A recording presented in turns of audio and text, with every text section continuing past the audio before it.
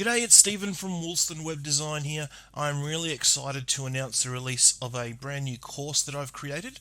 This course goes through creating a PHP API which talks to a MySQL database.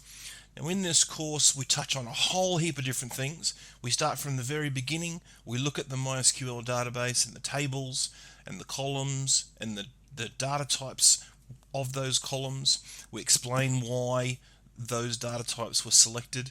Then we jump into some code and we write some PHP classes which form our data layer. That's the layer which talks to the database and does all of the CRUD functionality, reading, writing and updating. And then we also have another layer which is our presentation layer, which again is written in PHP. Those files have methods which call our data layer, and then we also have a HTAccess file as well, so that we can do some custom routing, so that it actually looks like it's an API and it's not just a bunch of PHP files put together onto a web server. So I've spent a lot of time on this course. I go into a lot of detail. I'm really excited about it. I hope you can come along, have a look.